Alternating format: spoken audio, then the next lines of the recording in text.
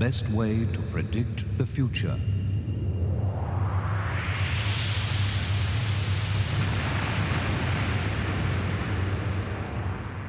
is to invent it.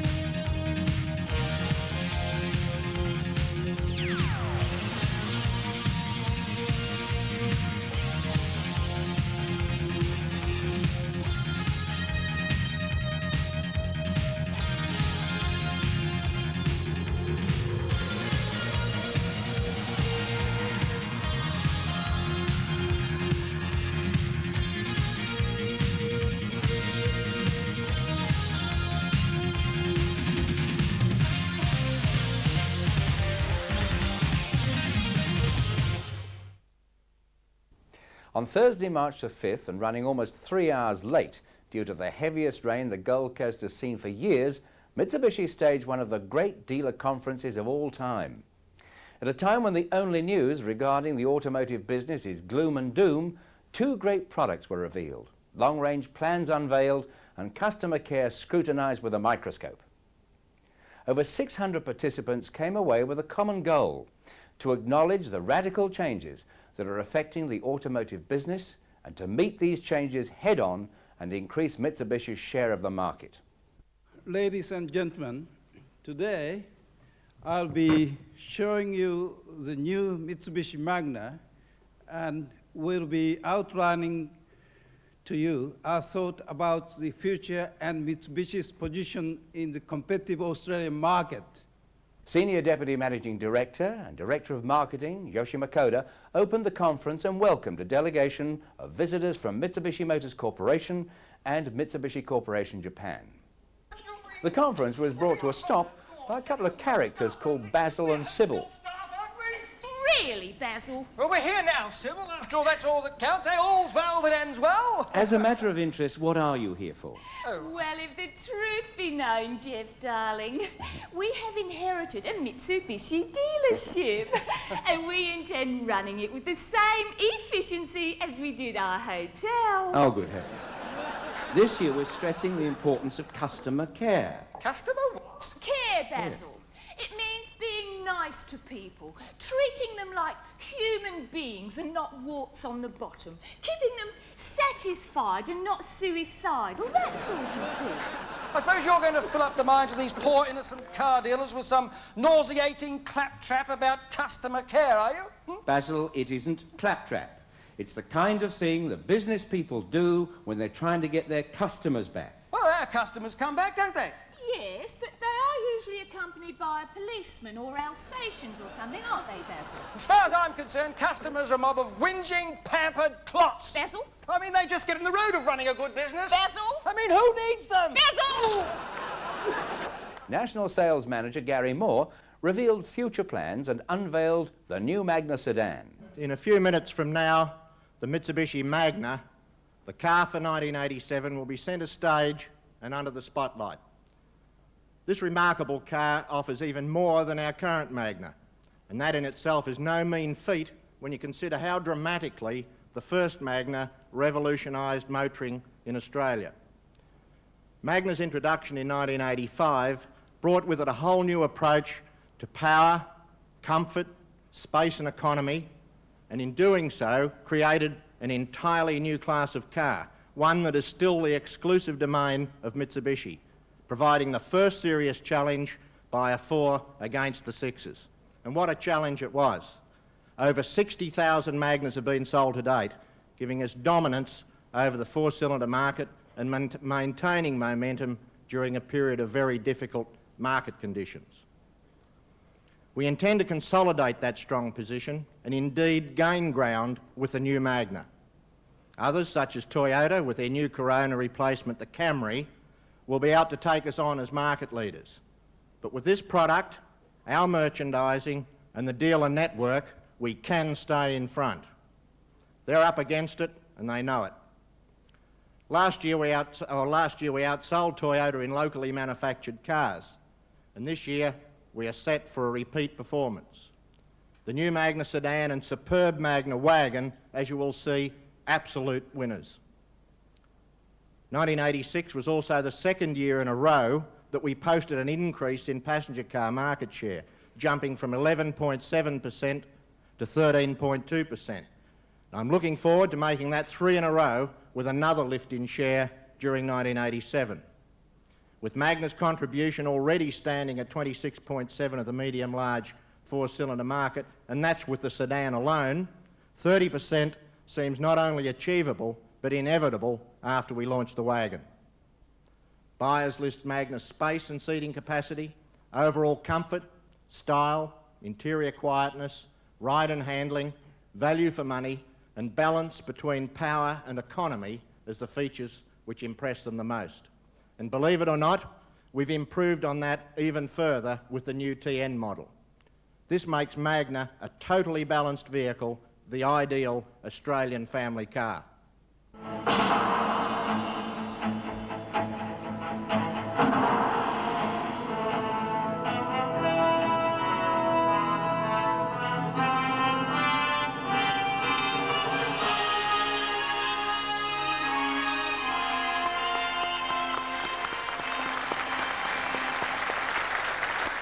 Well, we've had a good look at the product. Now let's take a look at the customer, because our future success is based on what will make our customers happy.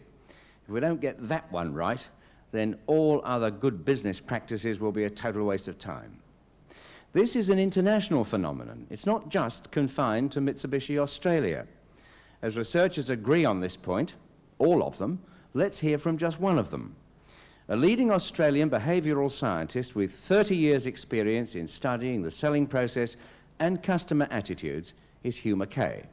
And he's put together a presentation especially for us today in an endeavour to answer the big why. Why is the customer going to have the last say in our success in the years to come?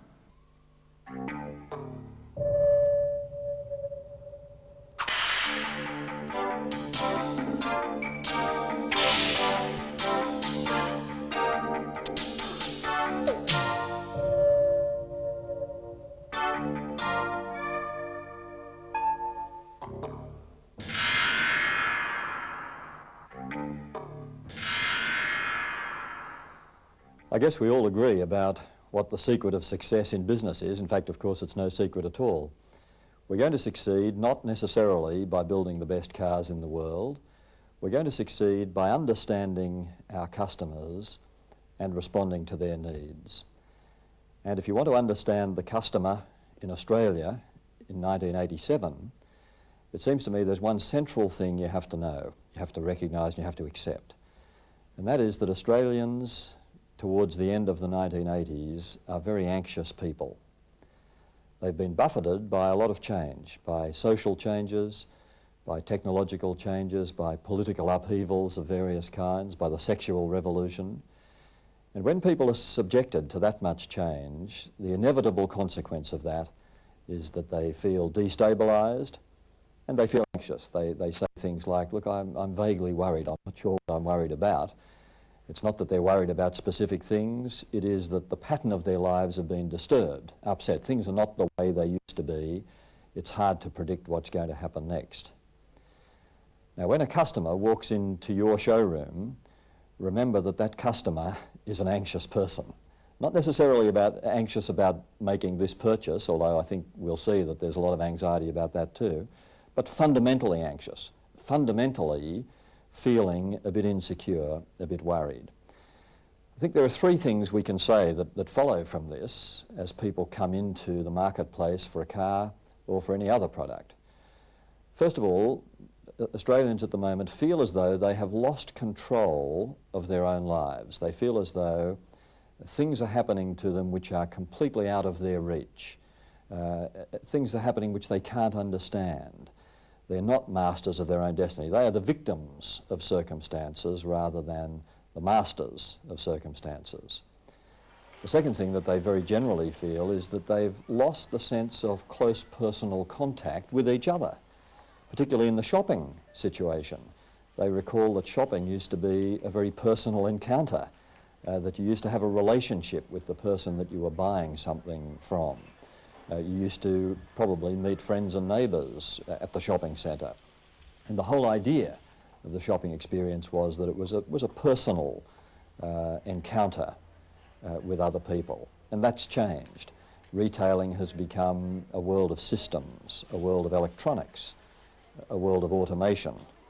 And the customer often feels that instead of being the master in the retail situation, where the retailer is the servant, in fact the retailer has become the master and the customer has become the servant of the system. We subject ourselves to the computer, to the store layout, to the system of whatever kind it is, and we have to fit in like just another cog in that machine. And the third thing that customers very typically feel about the shopping process is that it's getting harder and harder to make smart decisions. Partly because technology is becoming so sophisticated, partly because products are becoming so homogeneous, and I want to say a bit more about that in specific relation to the car market in a moment. Customers feel as though it is getting very hard to choose between brand A and brand B. Consumers feel if only we could get inside the market, if only we could understand a bit more about the technology, if only we could get the story straight, there would be no decision to make. We would know that this was the best product to buy and we wouldn't have to go on any kind of comparison shopping expedition. And one of the things you have to recognise about human beings in general is that they hate making decisions. Decision making is itself a stressful, anxiety-producing activity. We don't want to make decisions. What we want is to know that we are doing the right thing, and if possible, just to keep on doing the right thing. Habitual behaviour, ritualistic behaviour is the most attractive kind of behaviour to most human beings. Now, at the moment, Australians are being deprived of that in many markets. They feel as though things are changing too fast, products are getting more and more uniform, and it is getting harder and harder to make those decisions. Now, just think about the car market for a moment in connection with that point about homogeneity.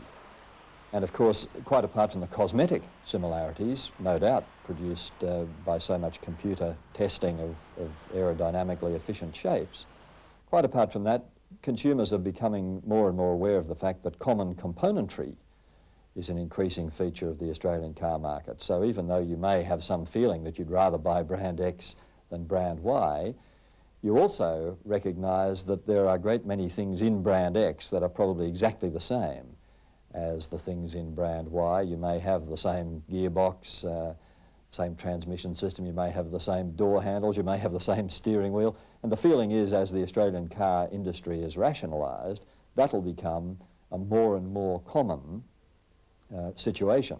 So the cars themselves are less easy to distinguish from each other, and the more we learn about them, the more similar it seems they are. At the same time, the price is going up. We feel as though cars are becoming not just more expensive, but often outrageously expensive, and so the purchase decision matters more. So we've got a situation in which the consumer is fundamentally anxious to start with because society is turbulent, because the consumer is buffeted by so much change. We're coming into a specific market like the car market.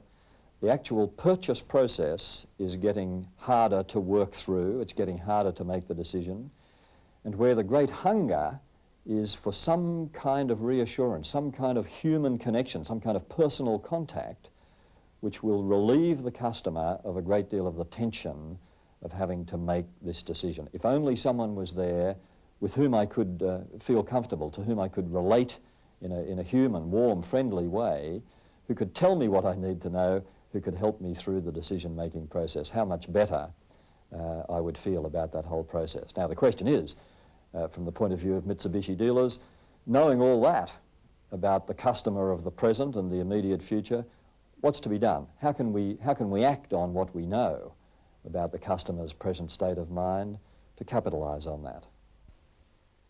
Hugh Mackay's report was interrupted by some very meaningful comments by Basil. What drivel? What unadulterated, grovelling rot? Basil, Better behave yourself yourself. Do you mean to tell me you don't think there's anything at all worth discussing in that videotape? Discussing? It should be detonated. Fortunately, we managed to get back to the report. In the real estate business, people say there are really only three things that sell a house: position, position, and position. And I'd like to suggest to you that in the car business in 1987, there are really only three things that are going to sell a car: service, service, and service. Now, of course, I'm sure you're mentally objecting to that to some extent, and you're saying, yeah, well, hang on, what about the product? What about the technology? And of course, that's not unimportant. But I honestly believe, and our research overwhelmingly suggests, that in 1987, the dealer and the service that the dealer provides to his customers and his potential customers and the reputation that he acquires in his own district is actually more important than the make of car that he sells. It's conventional wisdom in the Australian car market at the moment that all cars are good cars. Sure, there are certain problems with certain models at certain times. Sure, some cars do have a better reputation for reliability or for some other performance characteristic than others from time to time, but with design standards now pretty well accepted, the Australian consumer believes that all cars are okay. It wouldn't really matter if you bought this one or that one. What really matters is how they treat you while you're buying the car, and perhaps even more importantly, after you've bought the car. What really matters is not how do you feel about the car itself, because as I say, that's a fairly interchangeable feeling across various makes. What really matters is how do you feel about the dealer. What really matters is how did the dealer treat you when you walked through the door. Did he treat you as though he really was pleased to see you, as though you really were welcome? Did you get the impression that advice was available? Did you get the impression that expert knowledge was available to you, that if you asked a technical question, there was going to be a helpful and explanatory kind of answer? Did you get the impression that if you wanted to make specific comparisons between cars, there was someone on tap who was going to be able to help you through that comparison? Did you find someone who was not just grudgingly prepared to organise a test drive if you were going to insist on it, but who was positively encouraging you to get the feel of the car before you made a commitment? Did you find someone who treated you when you bought the car as though you had made a decision worthy of congratulations, who gave your wife a bunch of flowers, or made some other kind of recognition of the fact that you'd just spent a lot of money on his product?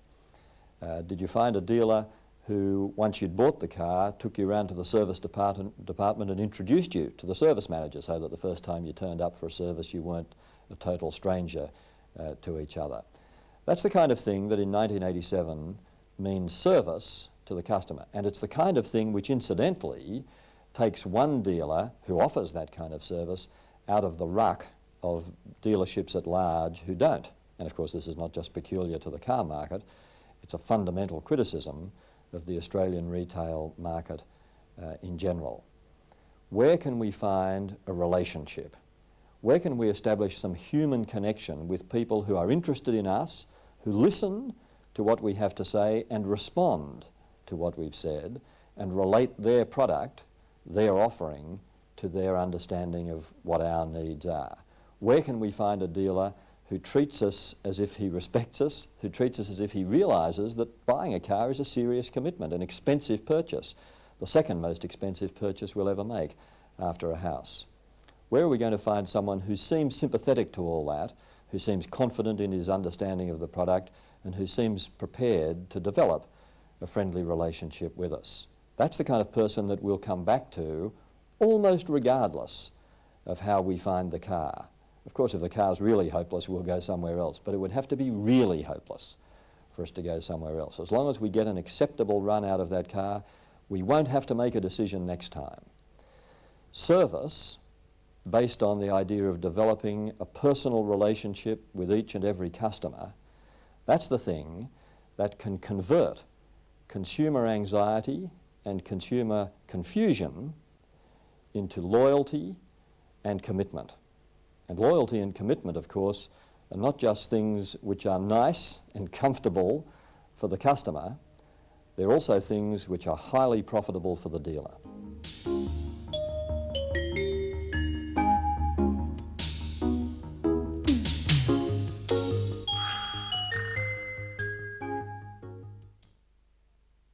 Now to talk about the future challenge as it affects all of us in the motor industry. Here's the Managing Director, Graham Sperling.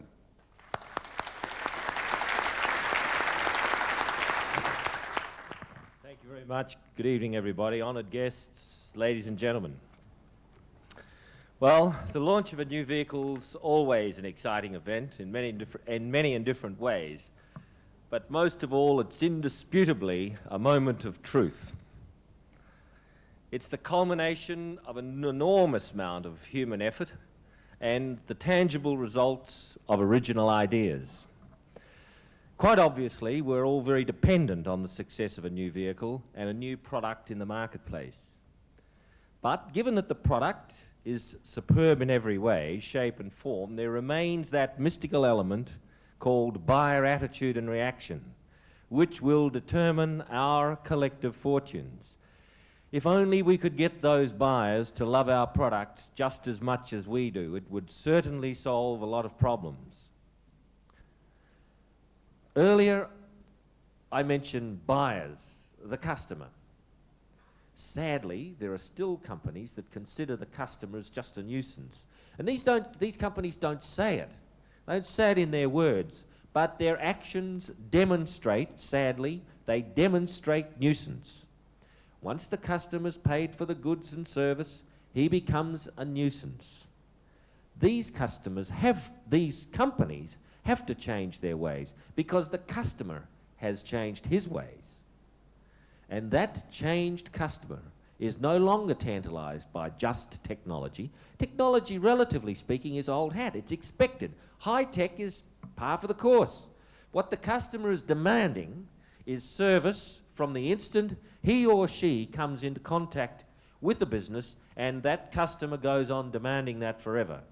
And the companies and the individuals who provide that service willingly, with no strings attached, without imposed conditions, are the ones who will succeed in the future.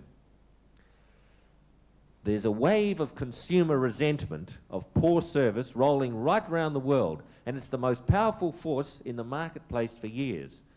And we have to, in Australia, develop a culture and educate and train ourselves and our people in understanding that the customer is our lifeline in this turbulent sea for the future. Who is the customer? The customer, in classic terms, is that person or that group receiving the service or the goods that you and I are presenting. In the factory context, the block machining operator, the first machine operator on that block machining line, is the customer of that foundry worker who has just finally inspected and cleaned the casting that his foundry has made and sent to the machining shop. In the office context, the customer of the report prepared by the accountant is the manager who's responsible for analysing and taking action on that report. He's the customer. In the parts department, the customer could be the retail parts buyer, but can also be the service technician getting parts for his customer's car. Customer focus is something for all of us, and the ultimate customer is the person who buys our cars, our trucks, our parts, our service and our services. But the development of customer focus is essential in all parts of our business, where we must develop a culture of quality associated with customer, quality that is essential for our survival.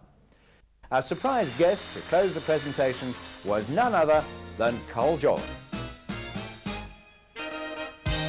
When you're smiling, the whole world smiles with you. When you're laughing, the sun comes shining through. But when you're crying, you bring on the rain, so stop your sighing. Be happy again, or keep on smiling, 'cause when you're smiling, the whole world smiles.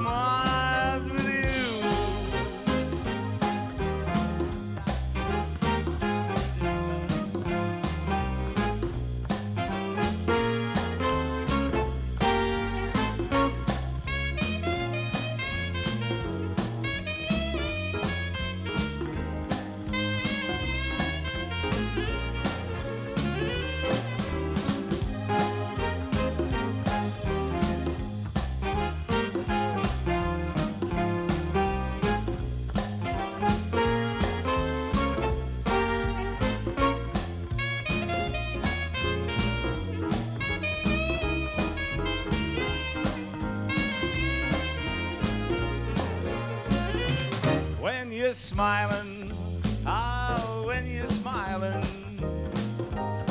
oh, the whole world smiles with you.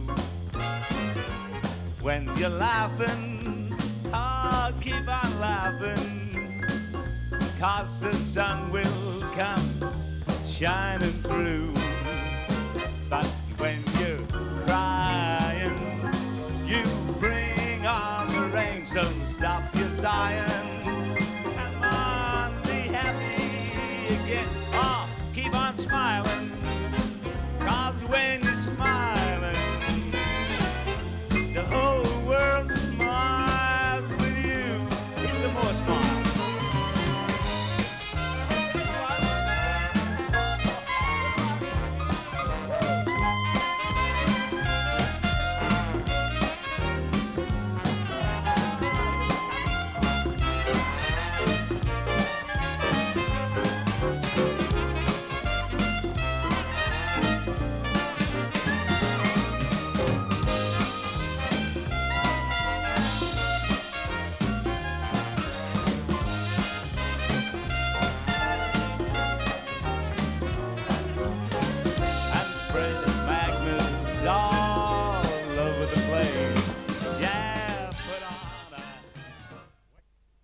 Breakfast on Friday morning was concluded by a presentation on Mitsubishi's customer care plans, and guest speaker John Lees delivered the most entertaining and thought-provoking address that I've ever heard on the attitudes that affect our success and the business of handling customers. But before we look at his presentation, let's hear from behavioural scientist Jim Cowley and Mitsubishi service manager Alan Pierce on the customer care plan and the research results that have influenced these plans. Jim, you just completed a survey to find out what customer attitudes are regarding Mitsubishi service. But before we talk about that, have you found any change generally as far as customer perceptions and expectations are concerned? Yes, we're seeing an increasing sophistication of consumers. People now just don't put up with the same sort of general service and sales techniques that they used to. We're seeing a rapid increase of that, and that's being experienced not just in Australia, but it's being experienced all over the world. America, particularly at the moment, is moving into a service economy where the service people give, the way they deal with people, is fast becoming the major difference between firms that sell the same products. That's going to increase rapidly in the next few years in Australia. So you can't just sell anybody anything these days, you've got to service them as well, is that it? I think you've got to have the sales ability, but also people will actually be expecting to get a much better level of human care from the person who's selling them something, and they'll also expect that when they have further contact with that company, that the level of that contact will be exceptional, that they'll be shown real concern by the company at every point of contact that they have. That is increasing across all levels of the population at the moment. Did you find this with the Mitsubishi survey? Yes, what we found there was that there is an increasing demand by consumers for what they expect to happen to them when they go into dealerships. And that happens in 4 areas. Firstly, when they go in to buy a new vehicle. Secondly, when they go back to take it from delivery. Thirdly, afterwards, when they've taken it home and they've got over that initial feeling of having a new car, and whether they get any follow-up. And then when they start to take it back for vehicle service. And we've found that they demand extra things at each of those levels. Before we talk to Alan for his comments, can you give us an idea of the sort of specific reactions you've got from people I think that might help dealers understand just what public attitude is these days?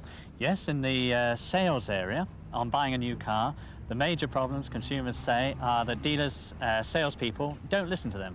They pretend to listen as a sales technique, and consumers see through that now. They believe they don't really listen to what they need.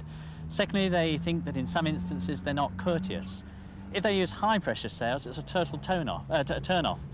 Basically, consumers say, we go elsewhere. The only time we might stay is if there's a huge discount, and we'll put up with the salesperson if they're high-pressuring, if there's a couple of thousand off. But other than that, we'll move on. They also say that very often the salesperson doesn't know about competitors' products. They know about their own car reasonably, but they can't compare it with competitors' products. And often the consumer knows actually more about the competitor's product than the salesperson. When it comes to the point of women going in, they also say that women are virtually ignored. women say, virtually the majority of women say, salespeople initially say hello to them and then they talk from then onwards with the male partner. Even to the point that some women said, we were going for our car, but the salesman didn't want to take the kids in the back of the car. So they left us with the kids and took our husband round on the demo drive. Now that's a total turn-off for women, and women are becoming very sophisticated and demanding purchasers today with much more money to spend. Now at the point of delivery, there are major problems for dealers. The major complaint of consumers is that when they go back to take delivery, the salesman's disappeared. They never see them again. And they expect for a purchase of $20,000, $22,000, $24,000 or lower, they expect to actually have the sales continue right through to the point where they've actually received the product. They expect to have the salesman actually there. They also complain of major problems of things not being checked properly at delivery, and they expect the salesman to actually show that the car has been totally checked over. A major irritator for all groups of consumers is the fuel tank. They say, how on earth is it that a dealer who sells us a car from $10,000 to $25,000 can't be bothered to fill up the fuel tank? And they go off and immediately feel a sense of dissatisfaction. And that comes out from all consumers right across the board. They just can't rationalize that at all. When you come through to the follow-up, what you find there is that some brands follow up well a week or a month afterwards, and consumers expect that there will be a follow-up at that size of purchase, and that it will be a personal follow-up, and it should be from the same salesperson who has actually dealt with them to that point. Finally, when we get to the point of vehicle service, that is an area where consumers expect that there may be some problems that will have to be ironed out, but they find a number of areas where they become very dissatisfied. Firstly, if they have to keep taking a vehicle back, and they don't seem to be able to find out why that is. It's not just the mechanical problem, it's also how they're actually dealt with. They feel that they're not being listened to. They feel that they're to blame for it, and that they're being blamed for keeping on bringing the vehicle back. And they feel that things aren't written down according to what they actually want doing. They often feel that the service area is very impersonal. They don't know who they're dealing with. And older women particularly say, we don't know where to park. Somebody comes up to us and they're very rude to us and tell us to move the car and put it somewhere else. Older women particularly don't feel conversant with service areas. They don't quite know how to handle those. And so there needs to be a lot of attention put for groups of consumers on how they actually feel at home and are dealt with very well when they bring a vehicle in to be serviced. Alan, Jim's raised a number of issues here about the way in which customer attitudes and perceptions have changed over the years. Now, how do you see it? Well, I'm pleased that Jim's identified that customer satisfaction is more than just after-sales service, but we're doing a lot in after-sales service, and we're mainly concentrating on school levels to lay the foundation for the future. I think Jim would agree that what he's identified isn't new. There's nothing new that's come out of this. What I see we need to do is to reinforce school levels so that customers are treated as they would expect to be treated. And certainly they're becoming more demanding. We're in the front line in service, and we certainly know that. So there's got to be a continued emphasis on training then, hasn't there, Alan? Yes, and this is very much where we're looking, where we've put more resources into training, and we're looking at improving school levels in our own area as well as in dealer service areas. We're forming the Mitsubishi Master Technicians Association, which is an association of motor mechanics with us, where we're really looking at improving school levels in a new concept. So they start at a base level and they progress by passing exams through various levels, and through this we improve their loyalty factor. We give them recognition, which is very important, and they show achievement as they progress in school levels, which from a customer satisfaction point of view is something that Jim's identified as well. One of the other things that Jim was saying, he said often customers find they've been left out on a limb. Now, I believe you're instituting a service advisors program to overcome that problem. Yes, we're extending the technician scheme to include an association of service advisors or service receptionists, people call them both. And from this, we're looking very much at improving the skill levels of people that deal with the customer. If you think about it, the service advisor is the first person that meets the customer when he comes into the service department, and is usually the last one to see him when he leaves. So it's something that we've not ignored, but we've neglected over the last few years, and it's an area where we can do a lot, and I think we can achieve a lot within dealerships in forming this association, improving the skill levels, not only in the job, but in people handling skills, and that's what customer satisfaction is about. And that also, I take it, would increase, if you like, an awareness of a need to communicate with owners more often and more frequently. Yes, and we're doing that through a direct mail program which is aimed at customer loyalty. We're actually calling it a customer loyalty program in-house, and we'll be writing to owners from the owner name and address records shortly after they've taken delivery, and then continuing that over a 2 to 3 year period. Alan, how does CusCam fit into all this? And what is it anyway? Because I'm not really sure. CusCam is a new program we launched into in January of this year. So it's already operative, and it's a fairly sophisticated electronic media, if you like, where we use Deacon and our own in-house computer to analyse customer complaints, to improve our quality through direct feedback on customer complaints. And not only are we analysing head office, but also from all over Australia through the regions. They're on now direct input to our mainframe computer. So we get feedback on performance of vehicles very quickly, product improvement ideas, dealer performance, region performance. We can identify the lot. And most importantly, from a dealer's point of view, we'll be going online with complaints direct to dealers later this year. It's probably within about the next 2 to 3 months. So as we get a complaint, we can put it down the line through Deacon to a dealer and get a very quick response to any customer contact to us. It's more than just complaints. That sounds like a great advantage, but up until now we've been talking about individual customers. What about fleet? Well, we're putting on a fleet service manager who's primarily responsible to contact particularly the head office of fleets and talk to them about service problems. Whilst our salespeople have been very active in the fleet area, and it's an important part of our business, a lot of them that have had problems really want someone they can relate to, and so we're putting extra resources into that area, both in head office and in the regions. And what's this diagnostic hotline that I've heard something about? Well, we've had hotlines since Magna first came out, and that's been a particularly good medium whereby dealers can contact us through the service department with a product quality report system, and hotline has been a major part of our quality control in the past. Now what we've done is expanded that with a diagnostic hotline, which is something that will help dealers more than perhaps just reporting product problems to us. What we're doing here is if they come through Deacon, having done some basic analysis of a problem such as pressure checks or something of this nature on an automatic, given that information through Deacon, we'll elect to ring them back within 30 minutes anywhere in Australia with some diagnostic help from the expertise that we've got in Adelaide. We've got the people that write the service manuals and they devise the training program, so in the main they have a pretty high level of expertise, and we can help out the regions in this way as well. Alan, from your experience, there are some dealers obviously who get service right. Now what is the ingredient for their success? We can usually relate this to a dealer principal or a general manager that takes interest in the service department. From my point of view, you can tell a service department that's performing and has a good rapport with owners, is technically competent. Inevitably, the dealer principal is actively involved and treats the service manager as part of the management team.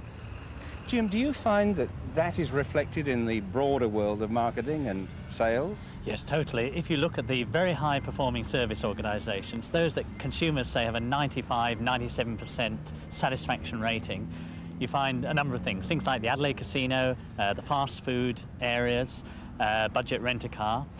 You find that the manager or general manager is totally involved in making sure that service at every level is carried out properly. Secondly, they make sure all their staff are trained. Thirdly, they make sure that there is measurement to actually find out what's happening at each of those points of contact with customers. So they're totally concerned about the customer. And they never try to put out some sort of general service scheme where they just say we're going to be nice to customers. They actually go about it in a very carefully, well-planned way. And I think Mitsubishi is going about it in exactly the right way. It's a carefully planned way over the next few years. Gentlemen, thank you. Next, our guest speaker, John Lees.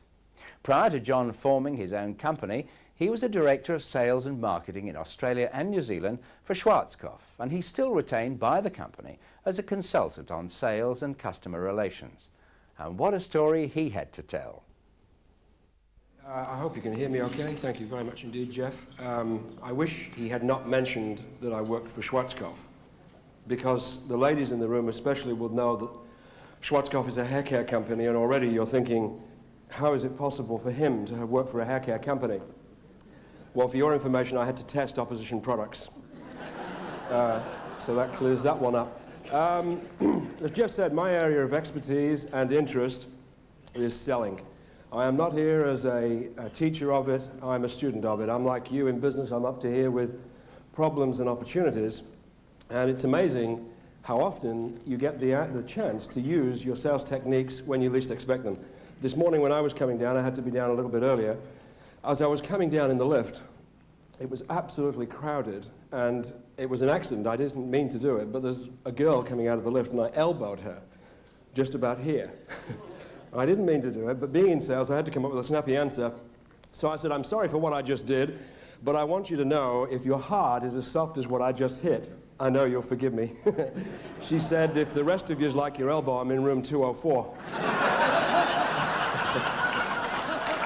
So, thank you. So that's why I was a little bit late. I have to go soon. So, ladies and gentlemen, as I said, I'm here not as a teacher, as a student of selling and so forth. Thank God I didn't go to too many sales courses in England and in Australia, because most of the courses I went to did more to turn me off selling than onto it. Usually we had a trainer who could not have sold food to a starving man. Usually we had someone that couldn't have led in silent prayer. I'm sure you know the type I'm talking about. I had to go to endless meetings, learning to sleep with my eyes open, or perhaps learning how to yawn with my mouth shut. You can do yourself an injury doing that. And so I found that they expected me to be the predator and the customer to be the prey. And for as long as that was the belief, I never got anywhere. And so I know no one here would let anyone put any garbage in your living rooms. So why do we let them put it in our minds? So today, as far as selling is concerned, as far as service is concerned, from my point of view, for the next 4 or 5 hours, what I would like, sorry, half an hour, I beg your pardon.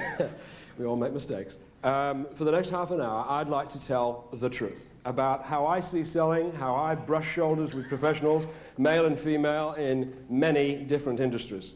I'll tell the truth. I'd rather come here one time and tell the truth and never be invited back than come around 4 or 5 times and add to more of the nonsense that people get to hear. However, I promise not to get too close to the truth, because when you do, you can hurt people, and I don't want to do that. I have a good friend, a mate called Frank, who's got an enormous weight problem. He's over 300 pounds now. He has what we call furniture disease. His chest has sunken into his drawers now. And he quite often proclaims to the rest of the world that he's lost 35 pounds, and I never walk around the back of him and tell him I've just found it. I don't think that's a nice thing to do. And so as we talk about the truth, I won't get too close to it. And as we talk about selling and service and business realities, I promise also we won't get too close to realities, because down in Melbourne the other night, I got to see what happens when you get too close. I was at Tullamarine Airport. I had to catch a taxi from Tullamarine through to St Kilda. Simple enough procedure, but it was very busy there, so I had to share the taxi with a lady and her son. He was only about 8 or 9 years of age, I think. And off we went through to St Kilda. And at one stage, we went through the red light district of St Kilda, and there were all these girls propping up lampposts with funny leather skirts on and fishnet stockings and funny hairdos and cigarettes hanging out the corner of their mouths. And the little boy, being a little boy, said, "Mum, who are those ladies and what do they do?" And the mother panicked. She said, "They've all been to dance class, and they're waiting for their mummies to pick them up." The taxi driver said, "Why don't you tell the boy the truth? Why don't you introduce him to reality? Why don't you let him know what life is really all about?" And she said, "Okay, I'll do that, thank you." And so they whispered together in the back seat about who the ladies were and what they really did.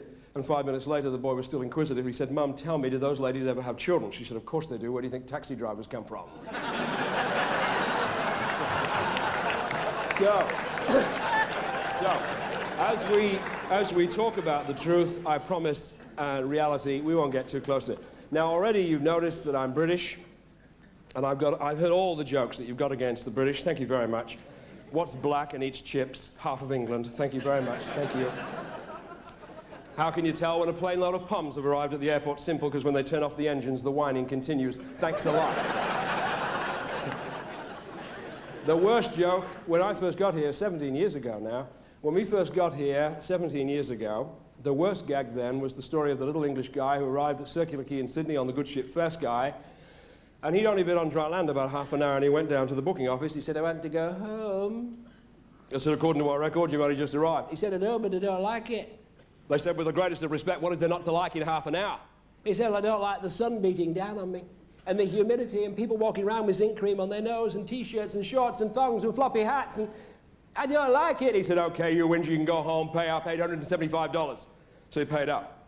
He said, I said $875, mate. You paid me $874.95.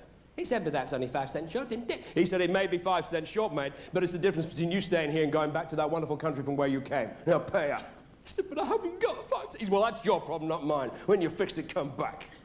Well, the guy walked out. He was in a daze. He didn't know where to go or what to do. He walked down onto the wharfs, and he met one of those Aussie wharfies. You know, the guys with the blue singlets and the blue shorts? The guys that can't see their own feet. Every time they sit down, they have a hangover. He went up to this guy. He said, excuse me, sir. He said, yeah, what do you want, mate? He said, I want 5 cents, please. He said, what for? He said, I want to go to England. He said, here's 20 cents. Take 3 of your mates.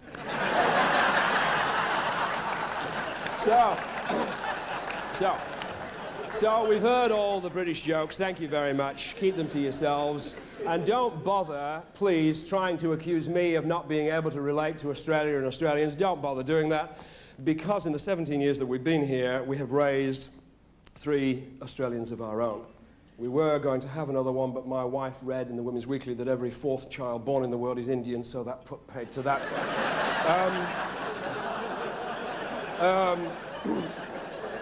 So, if you could just laugh a little quicker, it would help.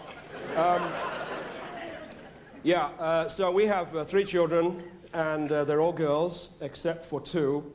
And the oldest is a boy called Andrew.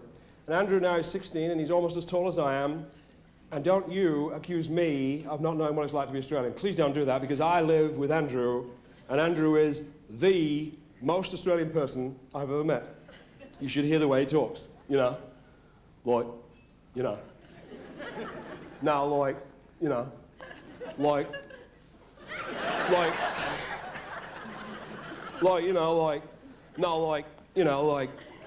Now, up until he was 10 or 11, he only spoke 10 words in his entire vocabulary. Only 10, and some are not even in the dictionary. Let me give you an idea what I mean. I would say to him, Andrew, you didn't do a very good job of your homework, did you? His reply, ha!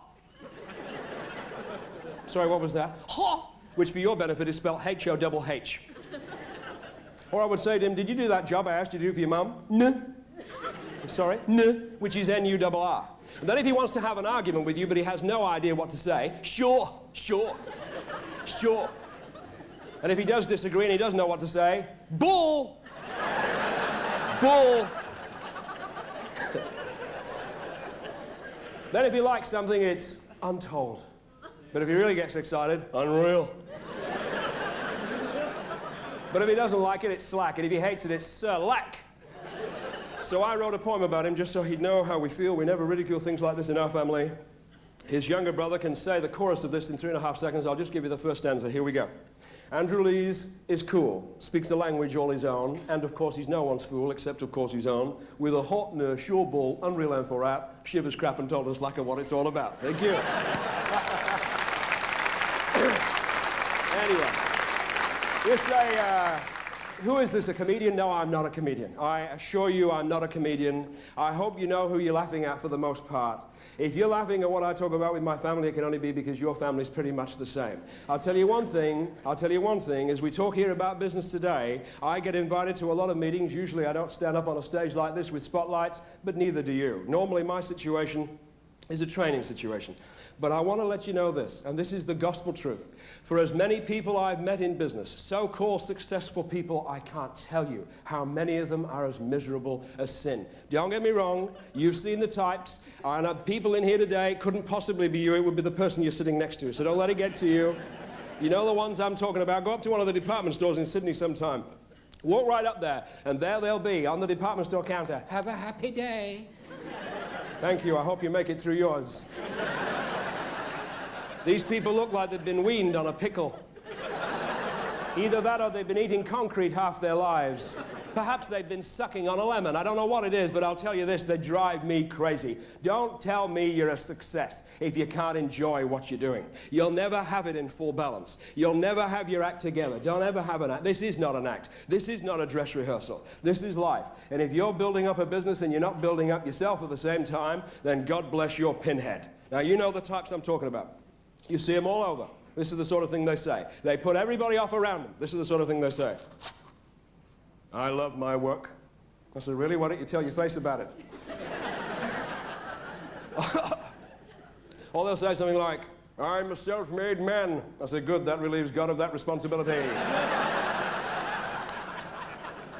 I reached my goal when I was only 42. I said, if I had a goal that small, I would have got it when I was 19. So you're king of the midgets. What does that prove? Well, they say, I wish I had more of a sense of humor. Oh, really? What would you do with it? You don't use the little you've got now. So enjoy yourself today. Please do that.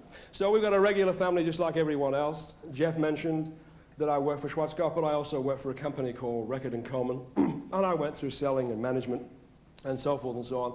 And I'm still going through it all.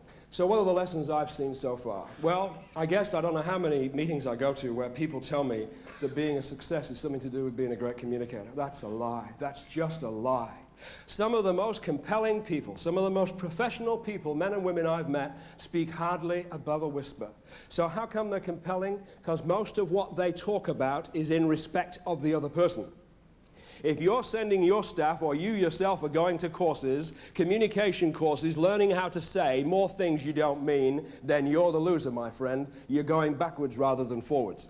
It's okay to teach staff what to say if you happen to work in McDonald's. They only have 30 seconds with a customer. And I have news for you. 15-year-olds in McDonald's who don't even know common courtesy to their own parents are learning that if you smile at someone, imagine this, if you actually smile at someone, they smile back. Oh, imagine, only 15 and learning that already. But in McDonald's, they told the staff, listen, when a customer walks in here, we want you to smile at them. We want them to give you a warm greeting, recognize them, make them feel welcome here. But listen, if you don't agree with it, if you don't understand it, if you don't accept that we want you to smile at our customers, smile anyway. Because we've figured it out now after years in business. We'd rather our customers get a forced smile from you than a sincere frown. Now go ahead and do it. And if you want to go home tonight and cry into your pillow and contemplate suicide, we'd hate that. But when you get back in here tomorrow morning, smile. Now that's a fact of life. But they only have 30 seconds with a customer. How long do you have? You can't keep up an act. So what is the basis of communication? Well, here it is. If you are cultivating in here a respect for yourself and for other people, if you're warm and getting warmer, if you're reasonably positive and working on being more positive, there never will be a day when you're entirely that way. But if you're doing those things, I promise what comes out of here will be compelling. And for the most part, it will be in favor of the other person. But on the other hand, of course, the other side of the coin is this. If you're cold in here and getting colder, bitter, cynical, shallow, waiting to pay the world back, if that's the way you are, if you lack respect for yourself and other people, it really won't matter how many courses you go to because your accent will give you away. Oh yes, you do have an accent. You have a client accent. If you come from Germany or Australia or England, America, we can tell by your accent, and so too can your clients tell where it is you're coming from. You want to help your salespeople get better? Give them sales training. I've seen the Council of Sales Tristan, the Mitsubishi have, it's fantastic. Now do some of your own training from a reverse point of view. You saw some of the research here today. Invite customers into the dealership. Invite different types of people in to meet your staff after hours. Talk to those people about what it is they like when they buy cars, what it is they hate when they buy cars, the sort of people they like to talk to, the sort of people they hate to talk to. Find out what they really think. Let your people get nose to nose, not in a selling situation, but in an understanding situation. Let them tune into people. The answer is not communication. God knows I've been to enough meetings now where I've heard the great principles of communication enunciated. We've got to listen. We've got to smile. We've got to be patient. We've got to put our ego on ice. We've got to handle objections. I know all that, and so do you. And I believe all that too, and so do you. But the problem for most people is they're only going to do it with the customers, and everyone else in their life can go to hell. How in God's name can anyone get better at communicating if they're only going to communicate and have one set of standards on communication for the customers? It doesn't work like that. This is how it works. In most companies today, you'll find people saying, I don't mind taking all that crap from the customers, but I'm not taking it from you too. So if that's the way you are, you're a fraud and a fake, and not only do you know it, but everyone else knows it too. We conveniently put labels on people. We call them customers. We call them prospects. Then we have colleagues, staff, boss, family. On a scale of 8 to 10, I would give myself 7 or 8 out of 10 with my customers. Why? I love the work I do, and I'm doing work that really is regenerative. I'm getting better all the time at it. I'm not perfect by any means, but I'm getting better. 7 to 8 out of 10. With my colleagues, staff, boss, maybe a 6 out of 10. With my family, on those same principles of communication, listening, being patient, being nice, doing all the right things, I'd give myself about a 4.5. You say, that's pretty low. Low, it is low, but it's double some people I know, and you're looking at the reason for it. So don't tell me you're trying to get better with customers unless you're applying those standards to other people. I hope you agree with that, because there's no hope for anyone unless they start to realize that they've got to start having equal respect. There's an inexorable law of cause and effect. For everything that's happened, it's been caused. Good communication is caused by people who are getting better.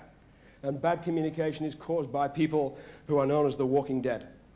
Well, you know them. They're the people that have died, but they haven't been buried yet. Thank God he made it so we don't stink till he puts us in the ground.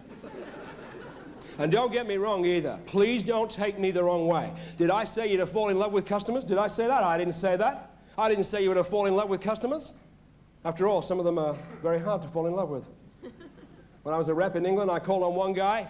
He said, take your papers, put them in the case, son, put the case in the car, get in the car with the case and drive off and don't come back, because if you do, I'll call the police.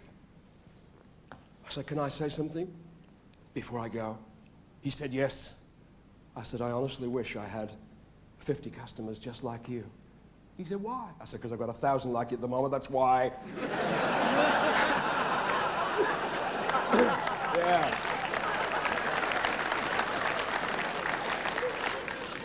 But what's the other lie we hear? We've got to be positive. We've got to be positive thinkers. I'm up to here with them. You say, I thought that was a good thing. It is a good thing if you're getting better. But most people go to the courses. They listen to the tapes. They watch the films. And how long are they positive for? One lousy day. They smile at people and actually say nice things. For how long? One day. What are they like the next day? Worse than before they went to the course. Why? Because they spent one more day acting rather than being. So don't give me this positive stuff.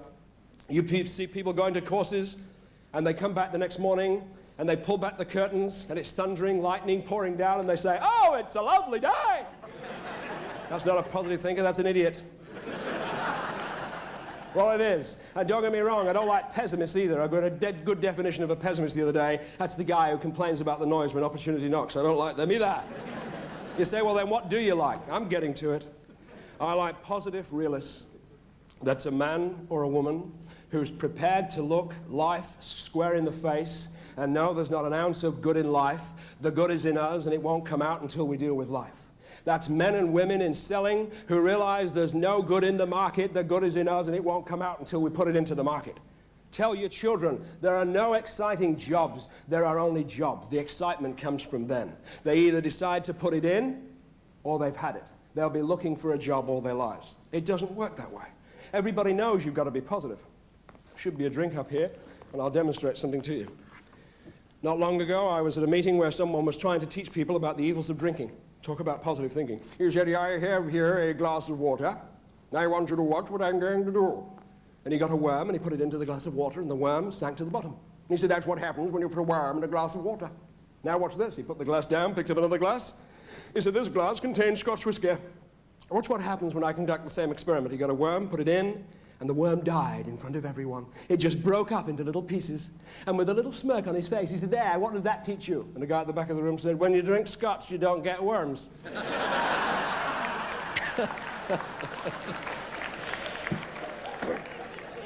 We know you've got to be positive, but be a positive realist. I heard about the Australian guy that used to drive everybody nuts. Why? Because he was so damn positive, that's why. No matter what bad news they gave him, no matter what bad tidings they gave him, he came out with the same response every time. The same response. Could have been worse. That's all he'd ever say. Could have been worse. Well, one day they knew they had him. They said, Frank, have a guess what happened last night? He said, what? Your next door neighbor came home, found his wife in bed with another guy. He shot them both, then shot himself. What do you think about that? He said, it could have been worse. They said, how could it have been worse? He said, if it had happened the night before, I wouldn't be here now.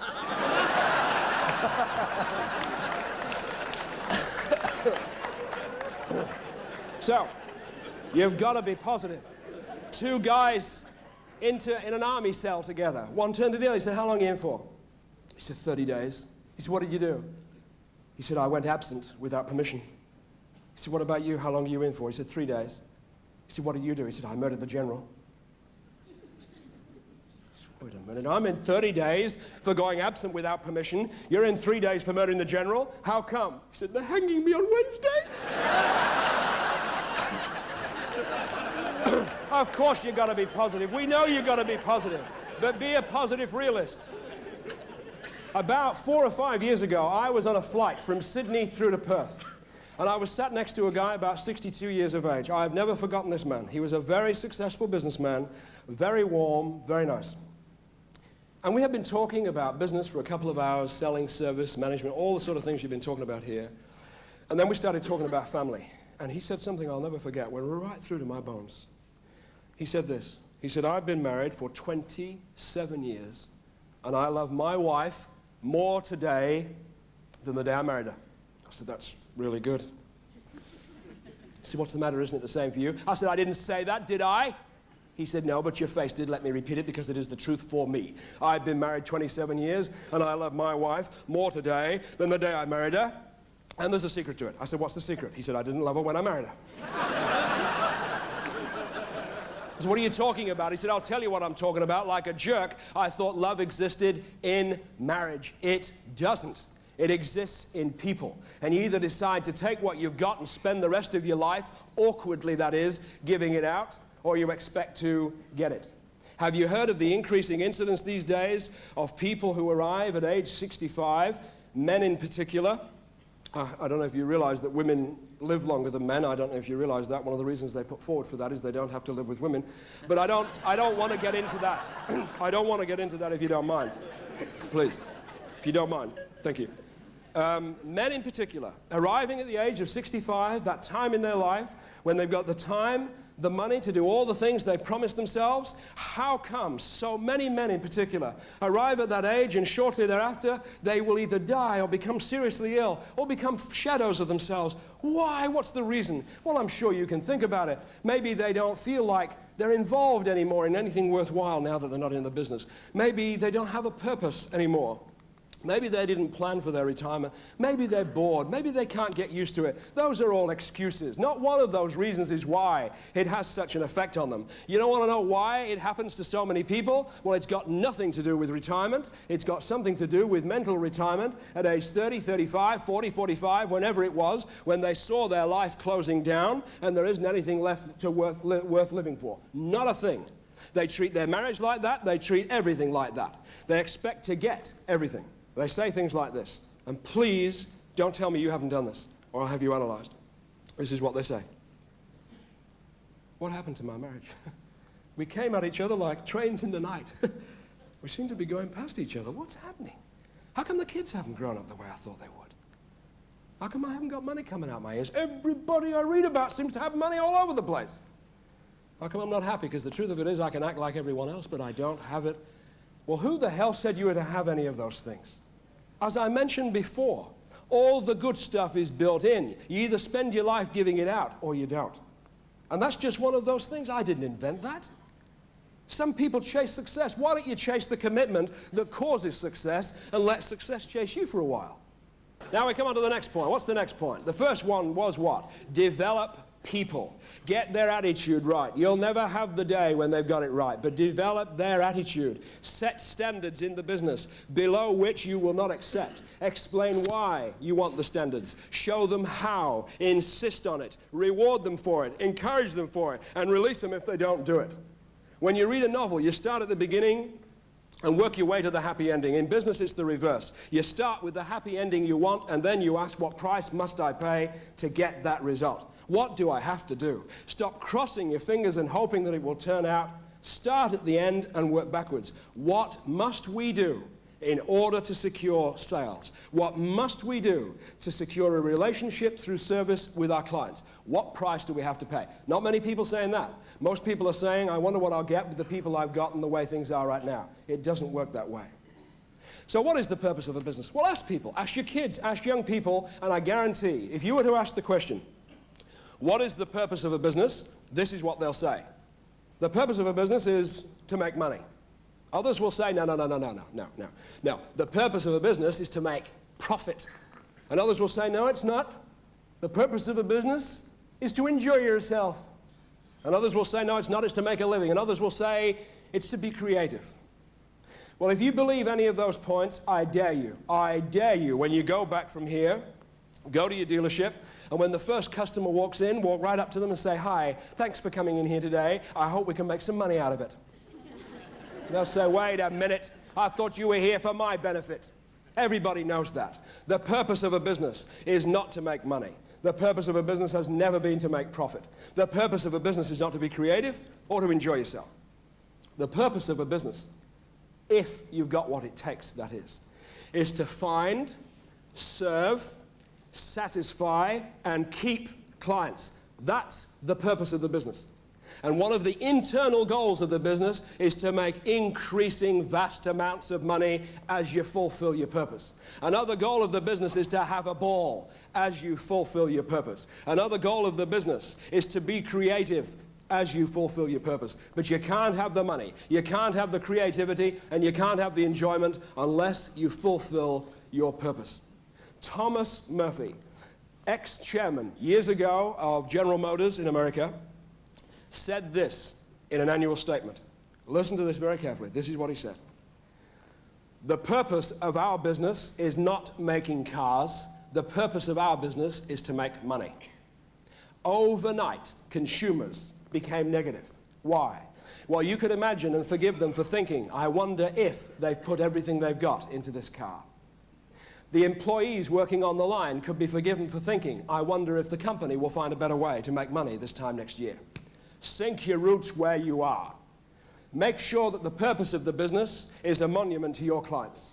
Why do you think it is when you go into a doctor's surgery, you don't find big red cash registers and a big sign on the wall saying, get your vasectomy on special at cut price? You don't find that. Why don't you find that? Because the doctor's surgery is devoted to the patient. And how much money the doctor takes and how much he makes from what he takes is his business. And I don't see that many doctors not doing so well.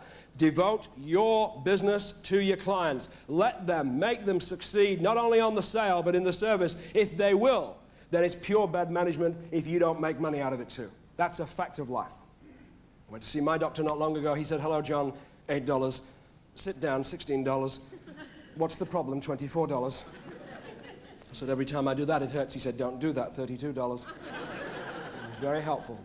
I was on a building site not long ago. I saw a guy doing something. I said, what are you doing? He said, I'm putting bricks one on top of another with mortar in between, and I'm drawing union wages. I said, that's exciting. I went up to another guy. I said, what are you doing? He said, well, I'm putting bricks one on top of another. Yes, I'm putting mortar in between, and yes, I'm getting union wages, but this wall that I'm putting up now will eventually become part of a cathedral that will stand on this very site, whose spires will reach into the sky, and where hundreds of people every week will come here to worship and get better. You want to know what I'm doing? That's what I'm doing. I thought, what a purpose. Now, he was fired because they were building a garage, but that's not the point. That's not the point. That's not the point. Have a strong sense of purpose. Make your business a monument to your clients. Let your staff and everybody else see that that is the purpose. That's the aim of the business. Because if you start looking inward, my friends, you'll get weak on the outside, and that's where all the money's made in the first place. And I didn't invent that. That's been true before any of us were born, and it'll be true after we're all gone. Last point, the selling part of it itself. How is it that some people, just a few, seem to make all the money and keep all the clients, and so many people in selling have so little? They have just what's left of the carcass. And why is it that so many people in the middle area of business get exactly what they deserve? Well, maybe it's the clients. Maybe the successful people get better clients. Well, that's not true, is it? They get the same clients everyone else does, but they cultivate them like the gardener cultivates the garden. Not perfect, but the clients grow with the business. Down the bottom end there, they leave and couldn't give a damn about it. They're like Oliver Twist with their bowl, hoping to get their share of demand. They meet demand, they don't create it. And I contend, no matter what's happened to the car industry, I guarantee there's still more business out there than you can contend with if only you would look at the customers through the binoculars instead of turning them the other way around. Turn the binoculars the right way around, focus on the customers, and pay the price that has to be paid. The people in the middle area of selling, they get absolutely nowhere. They do get a little further than the people at the bottom, of course. The people at the bottom are hopers. They put out their bowl hoping to get a share. They have what's known as a sales job, which stands for what? Just obey the boss. Or in selling circles, just obtain budget. Don't think for yourself. Just do what has to be done. You've been hired from the neck down. The people in the middle area of the market get involved in what we call mouth-to-mouth combat. Come on out and fight like a customer. What's wrong with you? About 3 weeks ago, looking to buy a car for my wife in Sydney, we went into a dealership, no names, no pack drill, no manufacturer, nothing. We went in. This is the gospel truth. 5 of us were there. My wife, myself, my son, a friend of his, and my daughter. And we went into the dealership. And we looked at a particular car. My son and his friend were looking at a car. My daughter, my wife, and I were looking at one particular car. First of all, this absolute rank amateur walked up to us. After about 5 minutes, there were 3 people sitting in the office together, did absolutely nothing, talking, eating, and so forth. Eventually, this rank amateur came out, tire squiff, came over. G'day. What do you reckon? I'm the wrong person to do that to. He shouldn't have done that to me. So I'm sorry, reckon what? What do you reckon of the car? It's very nice. Goes really well, does it? So eventually he faded into the background. He stood back like this, eventually, and then eventually he went away. In the meantime, I saw another guy, dressed completely different than him, go up to the front of the dealership to talk to a family. He had a little plum in his mouth and he was talking.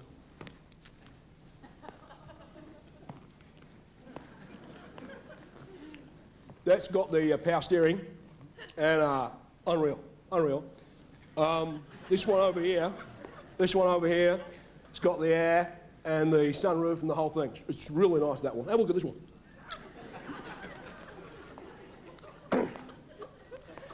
Then I think the sales manager came over. He came over, and he didn't look at me. I was looking at the car, and he stood here, and he looked over there. Just try to imagine the scene. This is what he did. What's going down then? What? What's happening? Nothing. I'm the wrong person to do this to. He shouldn't have done it to me. I should wear a badge. I said, I'm sorry, what was that? What's happening? Nothing's happening.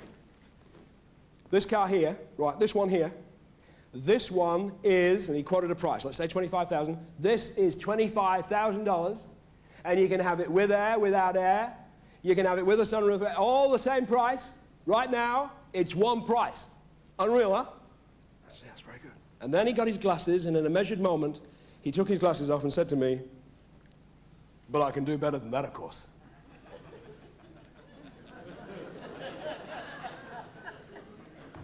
I said, oh, can you? I said, how much? Try me. 16,000? No, not 16,000. No, try. Come on.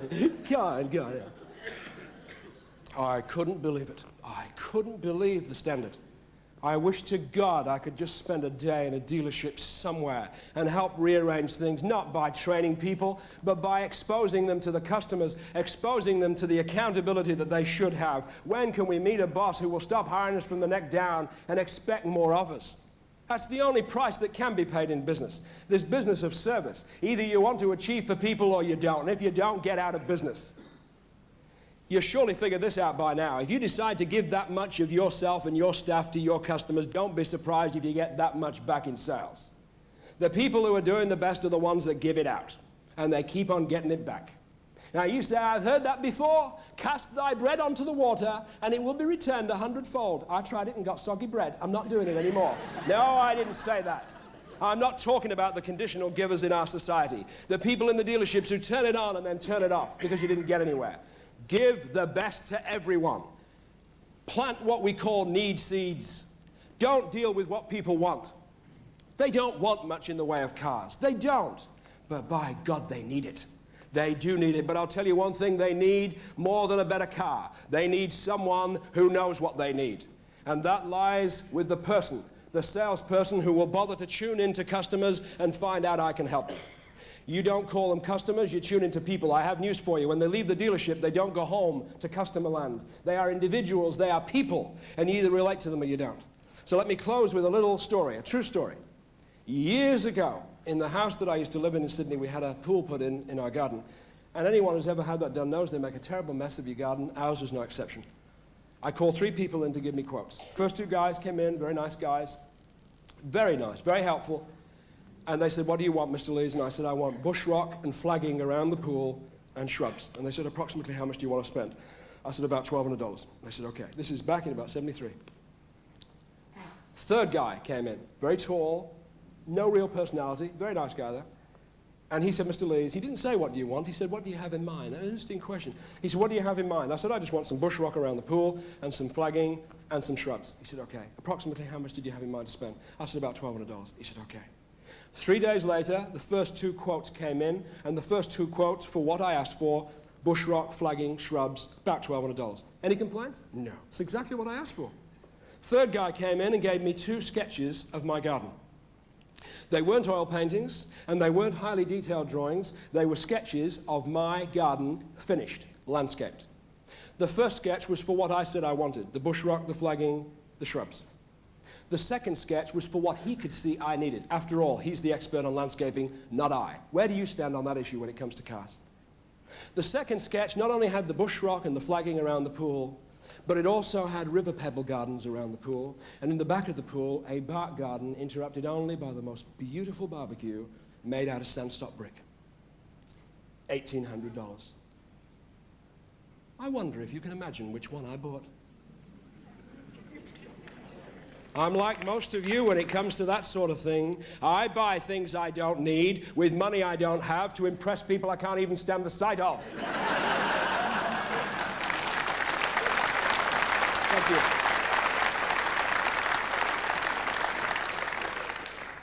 So, what's the message? The message is, don't teach your salesmen how to sell people better more than you teach them how to be sold on what it is they're selling. When they've bought it, they're far better able to talk about it with their own personality. Please give them technique. Give them as much technique as you can. But technique is the suit of clothing we wear. If you've got bad people in your dealership and you put the good suit of clothing on them, which is the technique, it'll just make them look worse. Build your people up from the inside out. Well, I'm going to leave you a couple of very quick things. Please live each day as if it were your last, because one day you're going to be right. Secondly, if any of the stuff I've talked about today works, let me know and I'll try it myself. I swear I will.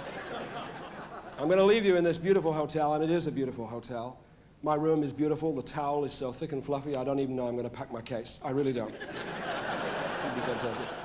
And seeing you all here with your wives and husbands and things makes me a little homesick, and I rang my wife this morning and said, hi, can't wait to have my arms around you. I'm missing you terribly. She said, who is this? I don't have to take that from anyone. Got in a taxi the other night, asked him to take me where the action is. He took me back to my house. I liked that. We were in bed together the other night. We used to have a waterbed, but we found we were drifting apart, so we got rid of that. And we were in bed together the other night, and I asked her a question that no man in this room has probably had the guts to ask yet, but I had the guts and I asked it. And I said, I want to know, right now, how many men there were before me. 2 minutes went by, I said, I'm still waiting. She said, I'm still counting. And I'll tell you, I'm getting a little worried. I'm getting a little worried because about a week ago, she said, I've got a little surprise for you. And I said, what is it? And she said, come with me. And we ran into the garden area around back, and there she'd had a little chicken coop built. And she said, well, what do you think of that? And there were 5 hens playing around and a couple of roosters. And, well, you've got to be nice to people. You've got to give recognition. And so I said, that's really nice, because now we'll perhaps be able to raise our own chickens and have our own eggs every day. I said, but darling, you don't have to be too smart to realize that you don't need 2 roosters, 4 or 5 hens. She said, you do when one's on the road all the time. So, I have to get going. May I say thank you to Mitsubishi for inviting me to come here. I have enjoyed it. I hope you got a couple of good thoughts. I hope we can meet again one day and dig a little deeper and look at the way things really are and the way they could be if we're all willing to pay the price. Let me leave you with a poem, because to me it sums it all up. They said to build a better world. I said I would, but how? The world is such a cold, dark place and complicated now. For I am small and helpless. There's nothing I can do. They said, oh yes there is. Just build a better you. I hope you do a good job. Thank you. Bye.